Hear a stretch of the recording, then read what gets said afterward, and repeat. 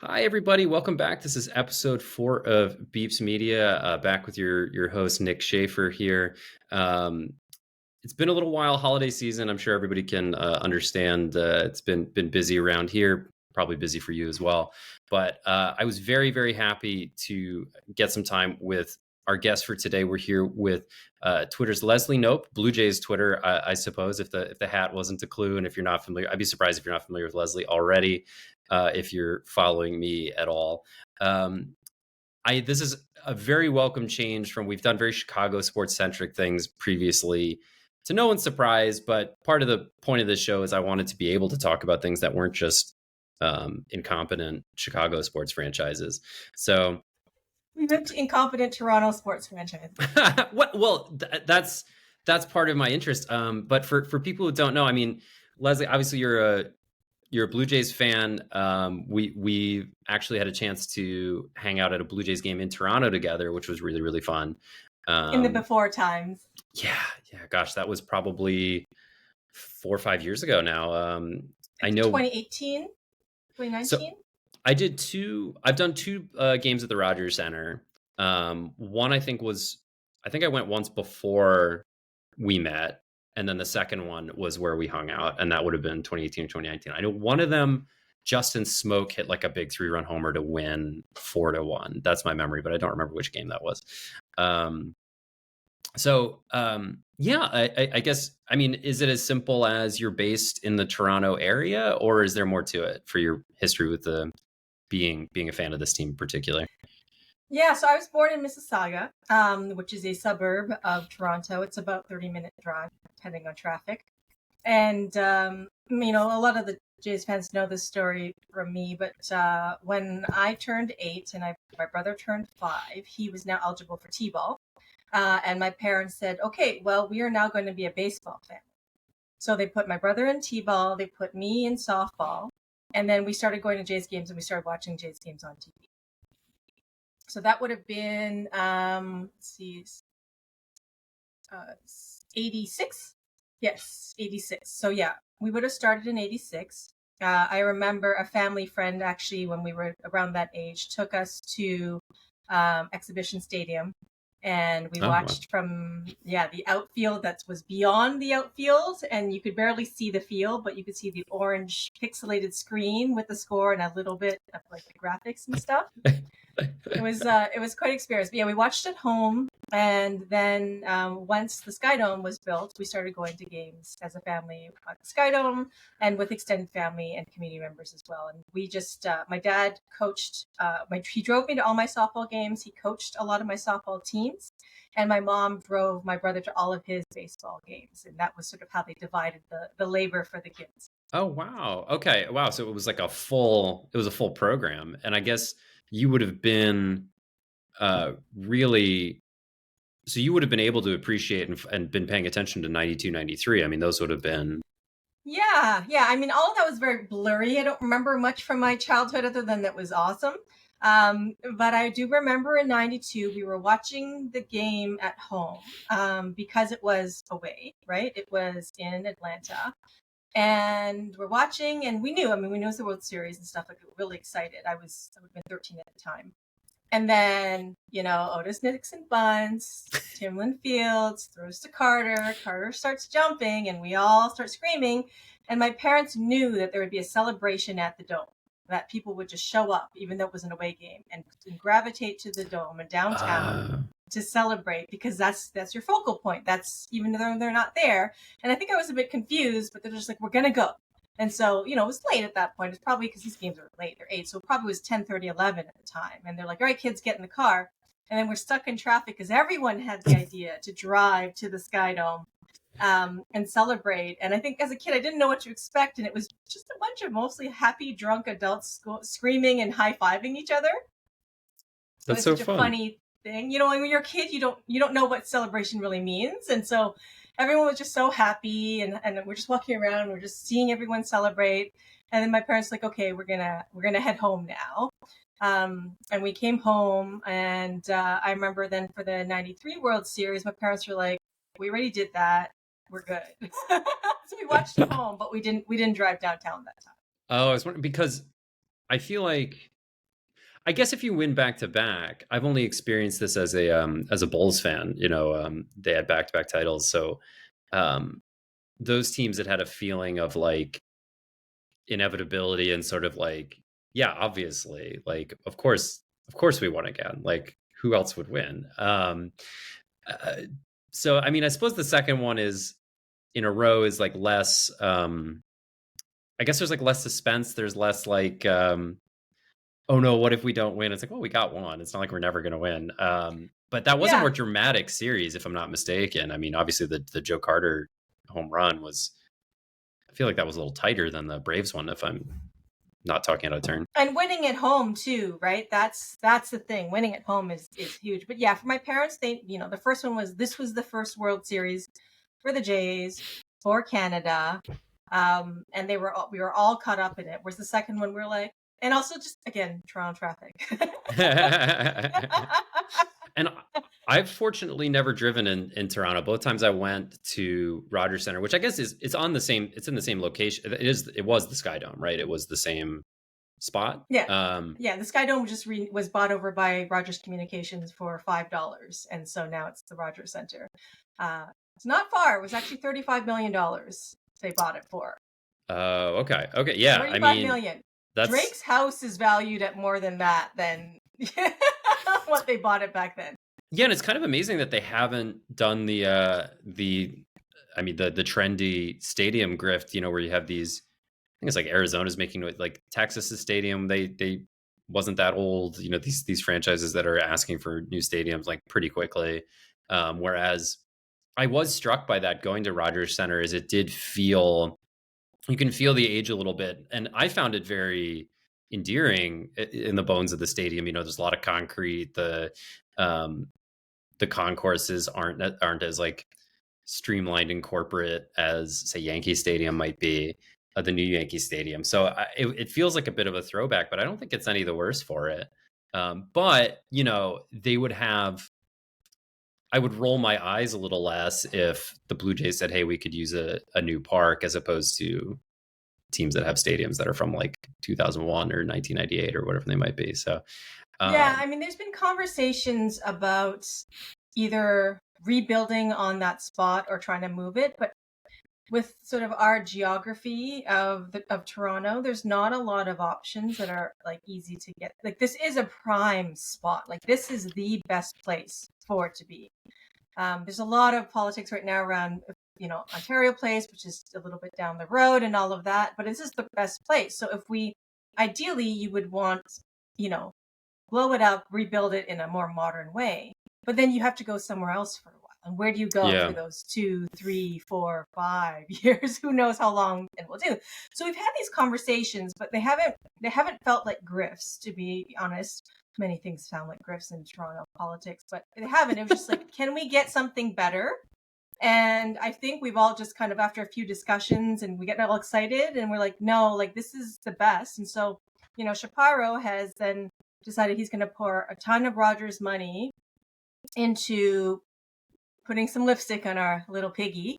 And it's great. Like we've completely redone the outfield, right? I don't know if you've sort of seen that, but there's new called outfield districts that are like kind of party zones where you don't need you need a ticket to get into the dome. It's like the flight deck. So you hung out with me on the flight deck during that game. But it was when you came in for suit fitting for your brother's wedding.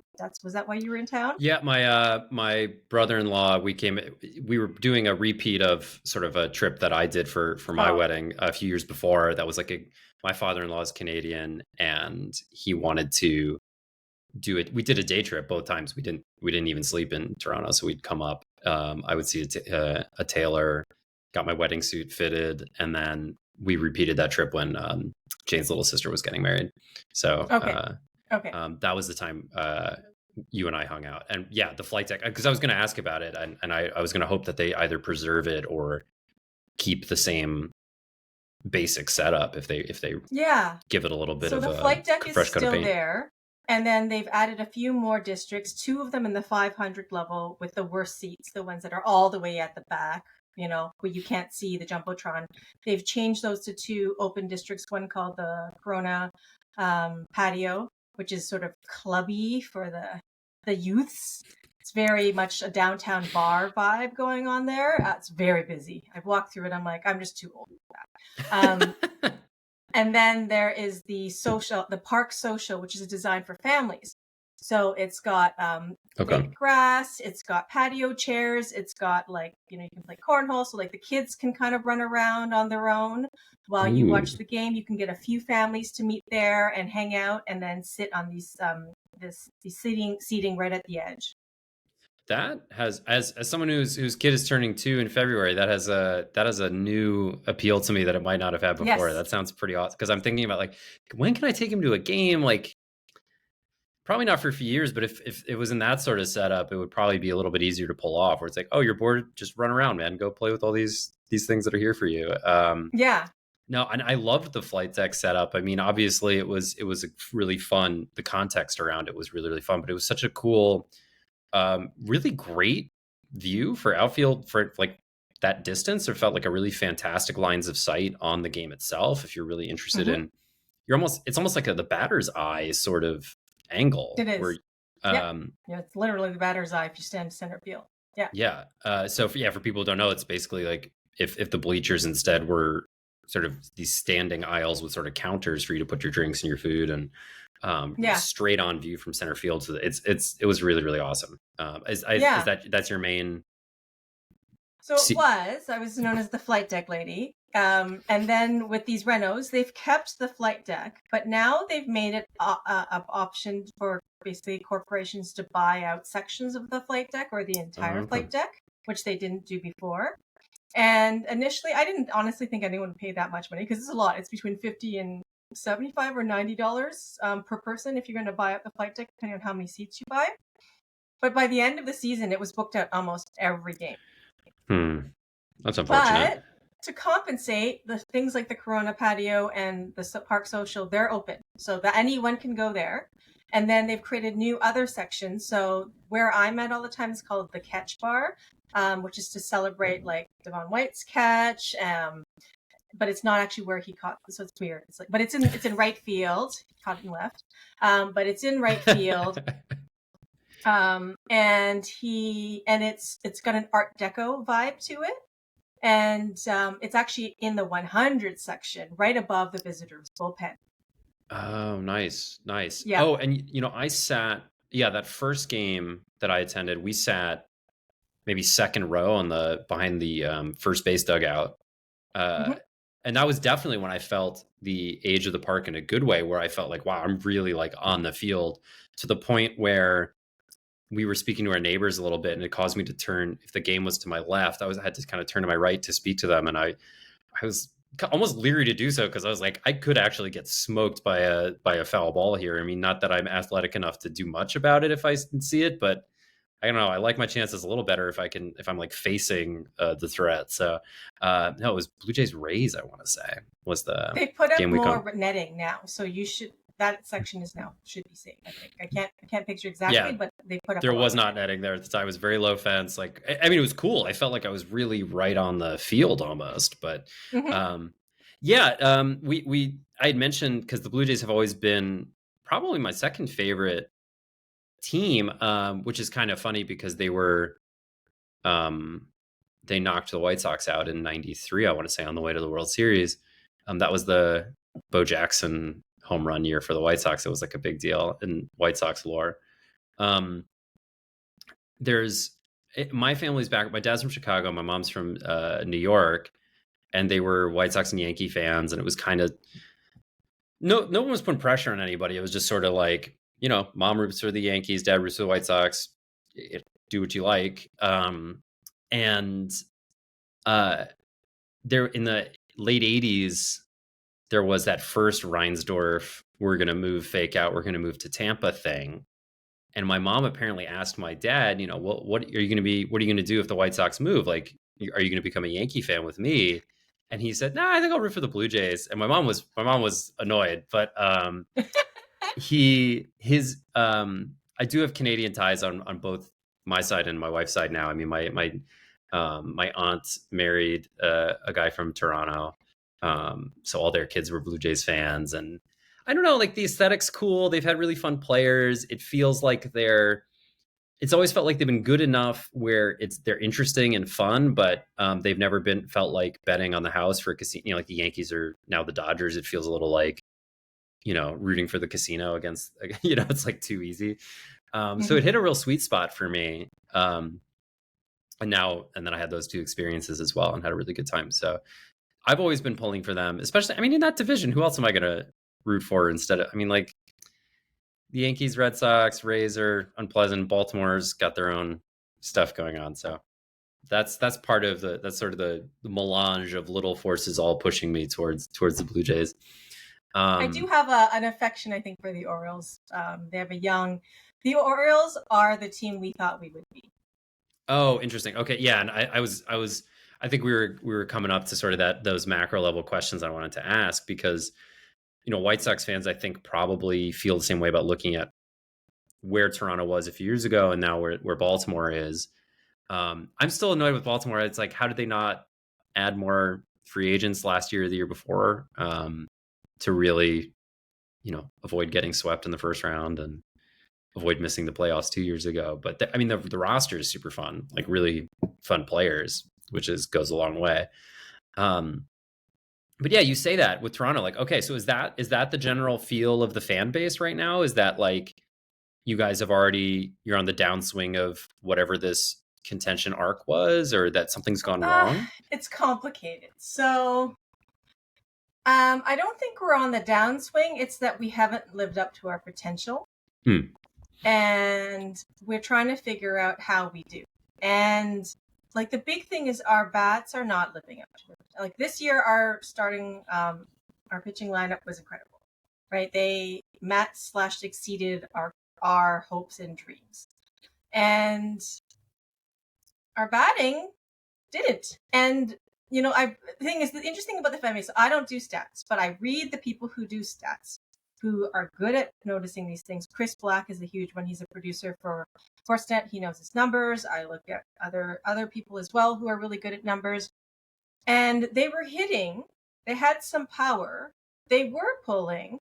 They just couldn't hit with runners in scoring position when we needed them to do that, to get the wins we needed. And there's no like, and there's just, so Don Mattingly, who is our whatever coach, like, I don't know, halfway through the season was like, well, the Jays aren't really like sluggers. They're not a slugging team. And we're like, what are you talking about? What team are you talking about? What do you mean we're not homer? We've got Vladdy, we've got Bo. Springer's supposed to hit homers. Like, who? Like, do you only talk to Kiermaier?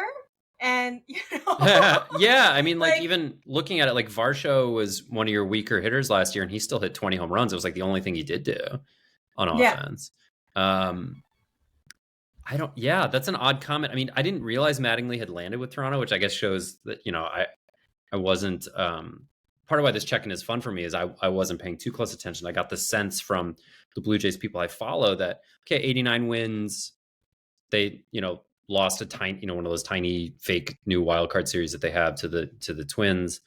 So probably not what you guys had hoped for, but not like a disaster season either. So I'm like looking at the page as a whole as a roster, and I'm thinking like, yeah, Bichette did about what you'd expect, and Kiermaier did about what you'd hoped, and Belt did great for you, and Springer, I guess, was a little disappointing, and then Vlad probably didn't do as well as you'd hoped. But it's like, this isn't crazy, like this is close to. I mean, is this just like if Vlad has his best year again, like all of a sudden this whole offense looks way better? Is it?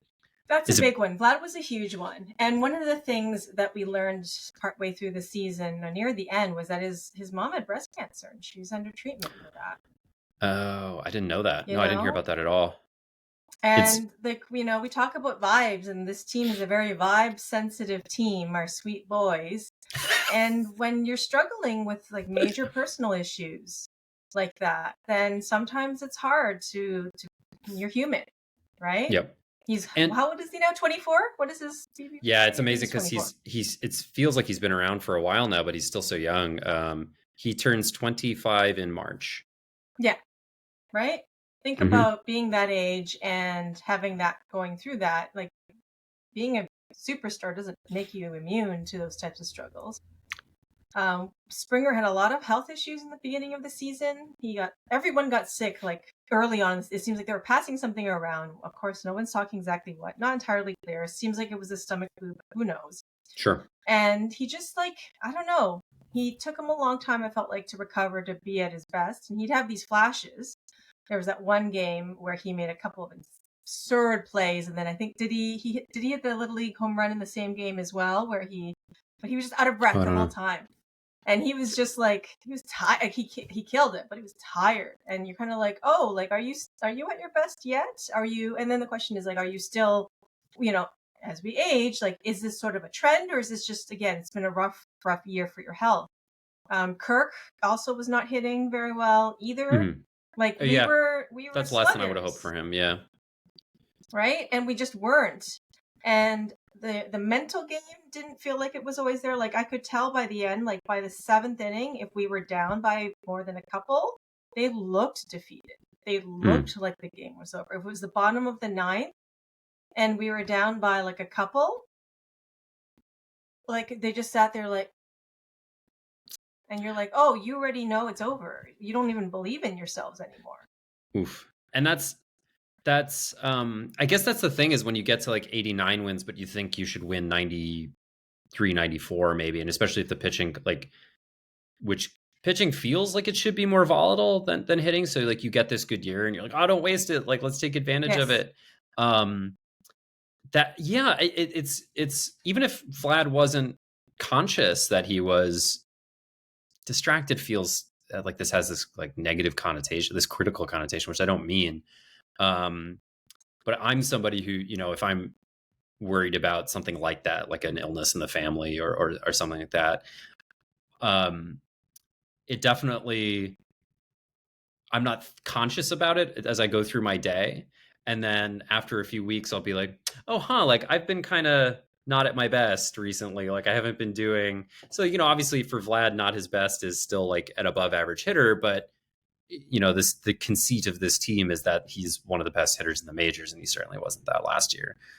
So fingers crossed that certainly that improves. You never want anybody to be spending all their, having to worry about something like that. Hopefully his mom's doing better. But we were trying to pick up on the narrative, what went wrong with the hitting, because all these bats don't go cold for no reason, right?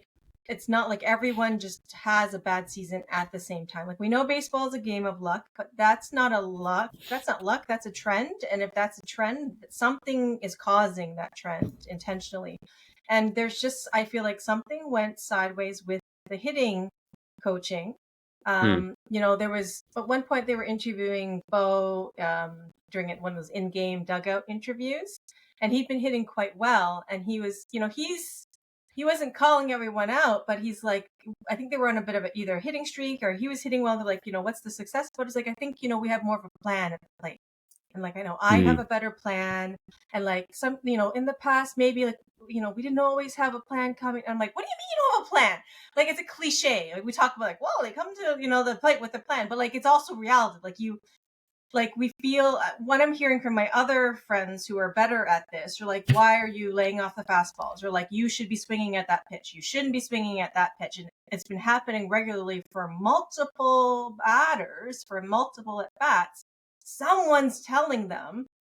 And then you hear Mattingly saying, well, we're not really a home run hitting team. And we're well, Mattingly doesn't think we're a home running team and we're not hitting home runs. Mattingly is probably telling them to not hit home runs and to do something else instead. Yeah, I do worry. I mean, Mattingly is somebody who never impressed me from what he said, or so how he was, because he was a manager for a long time, and I do worry. I would be worried as a Blue Jays fan about sort of what's the philosophy here, because there is this old school, new school. People speak. What's weird is they get these sort of almost moral, and I can also hear this in Mattingly's voice. It's whoa, we're not trying to hit home runs, as though home runs are greedy, selfish, unhelpful. Yes, that's it. immoral. Like it's this the same way somebody's like, oh, I really like watching a pitcher's duel. And it's like, there's pitcher's duels where it's like, I remember back when like Felix Hernandez or Chris Sale would be having these like dueling 10 plus strikeout games. Where it's like, yeah, that's a pitcher's duel. They're like dominating. Sometimes you go to a game and both teams just like can't hit and it's awful. And it's like, nobody's like dominating anybody. Everyone's just grounding out to second base. And it was like, oh, I like a pitcher's duel. It's like, there's nothing like morally hazardous about offense. So uh so there, I do worry that there's some sort of that going on. If I hear, like I said, I didn't even know that Mattingly was there. Now, I don't know if they're making any changes to that. There is, but there is also beyond um, my hunches about people's philosophies. Is there are teams that at any given time who seem to have some sort of code that they've cracked where they have a better idea of how their hitters are going to be attacked than other teams do, and they have a better way of communicating that to the player such that the player can use it and take advantage of it. I'm thinking obviously like everybody in Atlanta seems to have like their offense just seems to level up. And there were franchises that used to be able to do this at any given time. Like I remember those Cardinals teams back in like from 2000, I don't know, 2000 to like 2015. It felt like whoever was on the Cardinals was going to come in, was going to hit 310 or was going to have a career high in homers or whatever it is. And it's a moving target. It's never like a solved thing because it's always changing. But you do wonder if, okay, on the margins is, I don't know, or like the scouting report feels a little antiquated, but are they not being given the right information to succeed as well as they could? I definitely think that's got, like, what else could it be, right? If all of them except for Bo are not hitting well, what else could it be? But then Brandon Belt comes in and has like the best year he's had in forever. So but don't forget, he's older too, right? He's older. He's probably going to retire. He hasn't announced it, but like we all know, like we know how that he had back issues. He still has back issues. He had some concussion problems when he was younger, I think too. Did he? Okay. And also he runs like a giraffe. Like there's no, baby giraffe. He's tired, and I suspect he's taking his time to think about it. But he's his own man, right? Like he's at the end of his career. He knows how he hits. No one's going to tell him how to hit. And whereas a lot of our players, they're younger. They're in develop. Again, they're in their early 20s. They're developing. And if you've got a guy like Don Mattingly, or who else knows is being told, telling them what to do, and telling them to trust this process, then maybe that's what's going on. Well, yeah, and I would worry too if I were a younger player. Like, you don't want to get a reputation of like doesn't take instruction or defies coaching and things like that. So you might feel obliged to say, yeah, okay, like the team wants me to let a ball get deeper and try to hit it to right field instead of pulling it. Or I mean, they did. It's gonna. White Sox fans are probably gonna look at whoever's listening, gonna look at this team and be like, they won 89 games, they hit almost 200 home runs. Like, what an amazing season! Like, yeah. But it's all relative. And yeah, Kirk is somebody who I thought would do better. Obviously, catching more is taxing. If he's spending more innings behind the plate, that could make it harder to hit. Just looking at, I'm like, what else could go wrong? Some of it could there could be some bad luck, maybe not all of it, but it could be, runners in scoring position can just be, you can just get burned a little bit. And maybe that's the difference between them winning, like I said, 92 games instead of 89. And if they win 92 games and they win 1 out of 3 instead of 0 out of 3, or 2 against the Twins, maybe like, thing, I wonder how, if how different you'd feel, if at all. Yeah. And I mean, the AL East was the AL Beast, so don't forget, like it was incredible. If we had played this well when it wasn't incredible, we could have maybe won the AL East, but we still we flaked out of 3 wild card series over the past 4 years. Oh, I'd forgotten that. We've been so the pandemic year, and then last year, and then this past season. So 2022 and 23, we got limited 2-0. Oh, wow. All 3 times. I hadn't clocked that. And then you missed the playoffs with 91 wins in between those. That's frustrating. Yeah. So even if we had won the AL East with a weaker, like most of us don't have this belief, that we would have made it through, because then the whole from me, again, from my perspective, the mindset and that we can win any game, anytime, anywhere was not there. And you need that to be able to win playoffs. And they didn't have that. Yeah. Yeah. No, I mean, just having that confidence, or being willing to, you get a setback or the other team has a good inning, and just being like, all right, whatever, like we're still going to win, or we're, just, and not even having to vocalize it, but just feeling it in your bones. If that's not there, I think it's certainly an advantage to have that if you do. I was very devastated that you guys let the Twins win a playoff game, because that streak was one of the few things that I had going for me as a White Sox fan in the last however many years. So were you watching that wild card series? I watched game 1, I want to say. Okay, so game 2 is the shit show that like is the trauma. Game 1 was the one that I feel like I watched one of the games where it was like the Blue Jays kept hitting screaming line drives to the warning track, and it like didn't yield anything. That's what I remember. Maybe I don't know if that matches. Seems to be every game. But I'll tell you what I like. So Gausman had struggled a bit in game 1, and he got pulled. But it was game 2 where Berrios was starting pitcher, and he was dealing.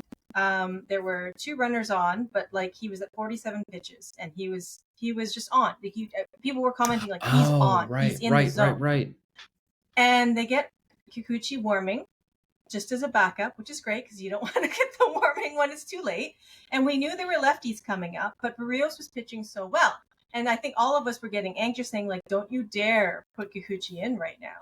And they did. They pulled Berrios and put Kikuchi in. That's right. Right? And I mean, Kikuchi did his job, and Berrios could have pulled off the same thing, or Berrios could have actually, given up a 2-run home run. Who knows? But thing is, like, the way he was pitching, the way he was in the zone, you don't pull him at this point. You give him a shot, right? Vibes were off. And it's not just that they made a bad decision. Again, the outcome could have been the same, but it's not that they made the bad decision per se, but it's like, you could tell the energy on the team shifted because no one else wanted Berrios pulled at that time either. They didn't feel great about it. Again, this whole it felt like they had now lost the game. Like those 2 runs that were given up, just the game's over. Right, in their minds, it's demoralizing. It was demoralizing. And then afterwards, like there was a giant, like there was contradicting beliefs in who made the call to pull Berrios at that time. Was it Schneider from the dugout? Was it the front office from above? There's a lot of rumors that have dogged the front office, and first Charlie Montoyo, and now John Schneider is like, how involved is Ross Atkins in the inning to inning and day to day like game time decisions? And there's no hard proof, but there's also like a lot of rumors. A lot. And they just keep going and they keep going. So the question is like, how do these rumors keep coming up? Right? Like how does this narrative keep going if there's completely baseless, right? It's not clear. But anyways, the whole org has done a terrible job pointing, whether it was Schneider who on his own made that call, whether it was Atkins who had told them ahead of time, this is what you have to do, whether he was told you should do it versus you have to do this for the lefty-lefty matchup. That's all we were talking about. And we still talk about it quite a bit. And that's wild to me, because that's the type of decision where somebody made it. I mean, ultimately the manager is the one who goes to the, steps on the field and does this with their arm, and the guy comes in from the bullpen or whatever. But somebody made that decision. And honestly, just even as a practical matter, this would be some questions. Like we're recording this, Brandon Staley was just fired as the Chargers coach, and like he had those questions last night after the disaster game. I don't know if you're a American football fan at all. They lost, like they were down like 50-0 at the half, like just disaster game. And he's been on the ropes, and so they had the press conference after the game, and people were like, "Are you going to get fired?" And he was like, "I don't know." He's answering these impossible to answer questions, just sort of like, I don't know. I'm going to keep trying until I'm told to leave. And then he was fired this morning. This isn't that. Like, this isn't that situation. Like, even if I agree with you and say, and most people are like, that was too quick a hook, you shouldn't have pulled him there. It's not like, if I'm the manager, whether I made the decision or not from the front office, it is so easy to put together a story to tell the public. It is so easy to be like, look, our offense was really struggling. We felt like any runs allowed was like we couldn't accept it. We had to chase the platoon advantages there. We were like things weren't going great and we had to take some chances, or it's an elimination game. It's all hands on deck, blah, blah, blah, blah, blah. Or like we liked the matchup with just any, like, it's not hard. And you can say, obviously it didn't work out, or, hey, we only gave up a couple of runs. The reason we lost is we didn't score any runs. This isn't you know what I mean? This isn't the hardest press conference to give. You could say we decided before the game that if this situation came up, we would make this move, and we stuck to our plan.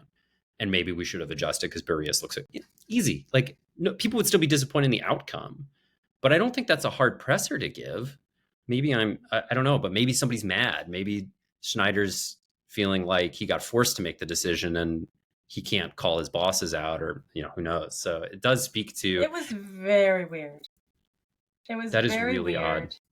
And then Ross Atkins spoke later, and then we were confused again. And then Shapiro spoke a week later, and he took ownership over everything. He says the buck stops with me, but it's kind of weird that it does when you're that high up too.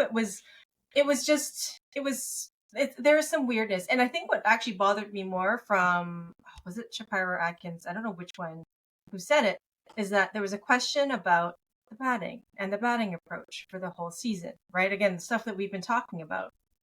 And Ross was like, well, the season just ended. The first order of business now that the season's ended and we've had some time is for me to gather the data on our batting and review it with the coaching team to talk about it. And he's like, I'm not quite aware of, what the challenges might have been, if there were not, the way he talks. But, the next few days is when we're going to evaluate the strategy. And I'm like, what do you mean? You do this during the season. We talk about the baseball season being long. It is a long season, and it is 162 games. You should be evaluating when it's not working during the season. And I think that enraged me. It might have enraged others. Like, no, you don't wait until you get eliminated 2-0 from the wild card to be like, let's take a look at our batting strategy, guys. Yeah, that's a really weird answer. I mean, because you have the trade deadline, teams make trades, they address weaknesses that they've identified. You have a full-time hitting coach and coaching staff. If you're only allowed to assess this in the off season, then what, you would just hire a consultant every winter, and then you wouldn't pay them to like travel with the team and do batting practice. Yeah, very weird answer. I always wonder how much of it is like just a strategic, like, yeah, I don't want to talk about this, instead of the truth. But because that would be very weird if they weren't evaluating in season. I know you want to be careful. I'm sure, like, the most benefit that I give them is like, you want to be careful about not overreacting to like, say it's May and someone's not hitting to where you expect them to be. Like, don't go nuts. Like, maybe just give it a little time, or maybe give them a day off or something, or maybe they're not healthy, or they're just getting unlucky for 20, 30 at bats. But like, that is a very and it's unsatisfying. Like you said, I hadn't fully processed the scope of like winning 90 games every year and then never winning a playoff game for years on years on years with this much talent on hand. I was interested to see, I just checked, because I was looking at the lineup and I'm almost like, well, what's going on here other than Vlad having a down year? And the lineup does look very right-handed. But then I looked at this, and that may have been a problem against Lopez and Gray in those two games. It didn't look like it was a huge platoon split in the regular season. So I wonder about that. So maybe that answer isn't as great as I thought. But yeah, it does look like a very right-handed lineup, especially if Belt is retiring or moving on. So I wonder if that's part of it. And, if you have your defensive specialists or your other lefties, Kiermaier and Varsho, I mean, those guys aren't really there to hit. So maybe Kiermaier's gone, right? Kiermaier was only here for a year. He's gone. So you're losing two of your three left-handed starters as hitters. So that'll be interesting to see what they do. Because it does have that sort of I'm depressed to see there is that sort of White Sox-y vibe because the White Sox tanked and built, and they're like, all right, our moment's here, 2020, 2021, and they had two. And I was looking at those lineups. I'm like, these lineups are really right-handed, and they lost a playoff series because they couldn't hit Lance McCullers because he was a righty. He was just going to throw a ton of breaking balls, and they couldn't hit it, and they didn't have enough left-handed bats to punish them for it, and they lost. And then, I guess they're going to tank for another decade or whatever. So, which I don't. This is when we talk about hope being the observer cannot be separated from the observer. Sorry, the observed can't be observed. So you look at your team and you're thinking, you're like, oh, you even called this what, the new Blue Jays hope? And I'm like, hope? Where's this hope we speak of? I feel such little hope right now, Nick. But from your perspective, we look hopeful. From my perspective, abandon all hope, ye shall enter.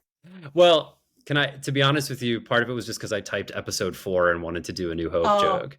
Right. Okay. So some of it's just pun.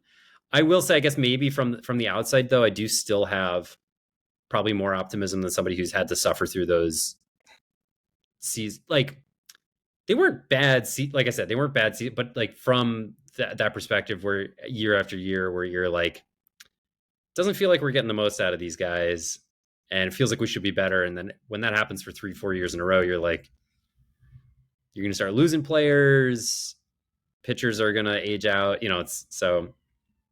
I feel it. I would hope there'd be some sense of urgency, and that kind of, we're at the 40-minute mark. You can tell me, I'm serious about this. I'm not making a joke. Are you okay to talk about Ohtani? I'm okay to talk about Ohtani. I can talk about Ohtani. So just to give you like where I'm coming from with this, that was it Friday. That was like the main day where people were reporting that Ohtani was like going to Toronto and he was going to sign there. I always thought that like the Jet story was weird because I was like, you don't have to physically go to the place you're signing. Like, just so you know, like it's 2023. Like, you don't need to. It's not like they have like as an attorney, like you don't have like a big quill feather pen, like, and that's the only one that can do it. A giant check, right? A giant check that we just hand over. The Pat Sajak, whatever, novelty check. For $2 million, apparently, but yeah. Yeah, just $2 million. I'm making less than Lurie Garcia. But I was busy. Like, I had stuff going on that night. I was not really following it closely. And then I was seeing the follow-up of Blue Jays fans were like really, it seemed like hurt, like really hurt. And I don't mean that in a performative way. I don't mean that in a like, oh guys, come on, like cheer up, don't be so silly. Like, it seemed as though people were it felt like they had a promise like broken to them or something like that. And I was kind of shocked. I was like, oh, I thought they were just like a finalist, and there was this interesting, gossip about the flight. But is that true? I mean, did you think he was a Blue Jay? I was telling everyone I knew I had 90% confidence that he was on a plane to Toronto to do a press conference with the Jays to announce that he was signing with the Blue Jays and putting on a Blue Jays jersey and then going to Miku Sushi after with Kikuchi to have dinner. I was telling my family, I was telling my friends, guys, we've got this. It's good. It's fine. So yes, our hearts were shattered into a bajillion little pieces of uneaten nigiri.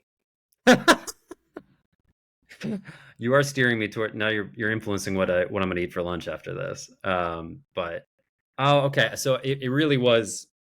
I'm so sorry. I was just talking about how you could use some left-handed threats in the lineup. I mean, he's a pretty decent one. We just lost out on one. Yeah. I mean, decent. I guess. And then obviously Soto moved while that was going on. I don't know if that would have been a pivot for the Blue Jays. We had dreams of both, Nick. Like, that's how. Oh, can you imagine? That's where we were. We had dreams of both Soto and Ohtani, but we were prepared to only get one or the other. You would have accepted that. We were accepted that, but we had dreams of both, and Yamamoto. Like, still possible. Like, that's where we were that week, though. Like, we can sign everyone and anyone. And the World Series is within our grasp within the next couple of years before Vladdy and Bo's contracts run out, right? I don't know what that's like. Yeah. I have no idea what that's like. You know that saying, never love anything? It's a beautiful, dizzying high of a of a private jet flying from Anaheim to Toronto, and then it is a crashing low of That businessman Shark guy Tank stepping out. dude wandering off with his twins. You know, like Ugh. it is. It was hard, You guys got and screwed by yeah. twins again. Oh no! Oh no! You did that, and you're right, and I can't be mad because you're They're just so little right. kids. Damn it! No, Damn I didn't know. it! I didn't know he had Fuck kids them on the. kids. You know that. No, I mean that's so. I mean, no, that's so. I mean, here's it because like the years the White Sox have been good, it was never because like they had signed a bunch of big star free agents, right? It had been like 2005 was a bunch of mid-level free agents kind of coalescing into a sort of lucky perfect unit. So it was never, even then I was never like, oh yeah, the White Sox are going to go sign Manny Ramirez or whoever, or A-Rod. Like that was just never on the table. I guess 90s Bulls was its own weird thing. But yeah, I don't know what that feels like, so I don't really know how it feels to be disappointed in that way. I am very sorry that you guys experienced that. At least on the plus side, the Ohtani saga held up literally everything else of consequence, so it's not like the whole offseason went while you were chasing that. But no, I just wanted to at least briefly note that because it is in the news, or has been in the news in the last few weeks. So um, uh, I'm crushed for you guys because it would have been, man, Soto, Ohtani, Vlad would have been like the most fun lineup in maybe my life. Like that's of any team. That's pretty. That would have been pretty nuts. So I guess I don't know if there's been any news on Yamamoto. It does seem like the only team that's signing anyone right now is the Dodgers. So I guess it doesn't matter. But all hope is lost. Eat Arby's, etc. Do you? I mean, has the team like, or the fan base pivoted to anything else, or are they still sort of face down on their bedroom floors listening to The Cure? Yeah. Or Blue Rodeo. Yeah, I'm Rush, I guess, thinking for Canada. Rush is too high amp for that. We're so burnt Yeah. out right now. We're just Sarah McLachlan, Oh, with yeah, the there you arms go. of an There you go. angel, but Yeah. not the angel we wanted. Well, it's coming up on the holidays. You could do some Lorena McKenna if you wanted, but Yeah. No, with there's a lot of talk about Bellinger as an option. oh, that'd be But good. people are kind of lukewarm on that. I'm hearing a few people are in on Bellinger. I don't know much about him. From what I hear, it's just concerns that he's like not consistent, and then the concern that he'll be an overpay. I was expecting an overpay to come out this week, right? Basically, they're like, okay, we need a decent signing who can either a signing or a trade, an overtrade, an overpay of some sort. But the longer we wait, I don't know. I mean, here's the thing. During Ohtani's press conference, he said that he did not decide who he was signing with until the minute before he posted his Instagram post that he was going with the Dodgers. And he had told the Dodgers a minute before that basically, I'm with you guys. And he put it on his Instagram. That tells me that we were in it like till the end. And so that tells me that the front office and Rogers Communications, a billion-dollar corporation, is funding a winning team aggressively. I just don't know what's going to come through out of that. Yeah, and I guess it's hard to say. I mean, Ohtani is such a unique player, both for on and off the field reasons, that in terms of if I'm a business and I'm thinking like, okay, I can raise the team's international profile and grow the fan base by this, like in a way that you couldn't with pretty much any other player. You may say like, hey, we were willing to do it for him, but we're not willing to do it for someone else. But I don't know. I mean, I don't know. I'd be interested to see. We had a unicorn budget. They explicitly said we had a unicorn budget. That a player of Ohtani's caliber, there's no budget. There's the team budget, and then there's the Ohtani budget. Well, it's good to know that's there. Maybe you'll sign Soto next winter when he's a free agent, steal him from the Yankees. But he's being very coy. He's very explicitly said for this season. I love that now. guy. I love that guy. I'll try to catch him while he's in New York. We'll see how that goes. No, that's so heartbreaking. I mean, I guess it's cool that they were that they were in it, that they were trying. Like I said, I mean, not every fan base can say that. It had, to me, the Dodgers, with no inside information, and like I said, this since I've had a baby, I follow baseball less closely than I used to, I wonder why. just for time reasons and mental capacity reasons. But the Dodgers always felt kind of inevitable if they were interested, to me, like, just because, like, even just like geography, and like, if you don't have to move, why would you move? And if he's closer to home, if he values going, not every player does. And this is something that I don't like, when people generalize about, like, players from this country always do this. And it's like, well, they're all different people, and they want different things. And Ohtani wanted, it seems to me, to have the biggest dollar number on his total contract, even if it meant the deferral, because the value of it is, with the time value money, it's something like 450 or 460 or something like that. But they set it up such that it's 700, and it's this big round number. And, like, I guess that was important to him. And all things being equal, if I still had family in Japan, I would probably prefer, all things being equal, to be on the West Coast as opposed to the East Coast. It's an extra 6 hours on a plane if you want to go home. But not everyone cares about that. He might not like his family. He might not want to go home. I don't know. I don't know the guy. Breaking news: Ohtani has a personal family rift that hasn't been talked about. You heard it here first on Beeps Media. I'm very sorry that happened, but it is cool that your team is still trying to do cool things. We were prepared for him to go with the Dodgers. If Friday had not happened with, one, this rumor of this sushi booking, two, John Morosi saying he can confirm that Ohtani's on the plane, three, JP Hornstra, a West Coast reporter for Dodgers Nation, saying he can confirm that Ohtani has selected the Jays. The announcement and signing would have been like, okay, but we were expecting it, right? Like, but no, that happened, and that's what made the crash so much harder. That's brutal. I hope you guys get some cool transactions here to take your mind off of things, so you guys can move on. Because we are coming up on, we're at 52 minutes. So I did want to ask if you had, you don't have to do this, but if you had a positive hot take and a negative hot take for the Blue Jays right now. Positive hot take is, I believe the front office is putting every resource they can for either a trade or a signing or both. Whether unicorn budget or not, they know that we need to contend, we need to make playoffs, and we need to make it through deep in playoffs / win a World Series in the next few years. If they don't, they will be laughing stocks. Their own reputations will take a complete nosedive, and they don't want that. They're not here to just be like, oh, well, we gave it our best. Like, that's not acceptable, I believe, to this front office or the Rogers ownership and Eddie Boyd. So that's my positive hot take. My negative hot take, I think that people are villainizing Ohtani a bit too much. It sucks, but he's not a bad person. Even if he had a little bit of fun, I don't think he was the one trying to trick us into believing that he was signing with us. I think he was genuinely not sure.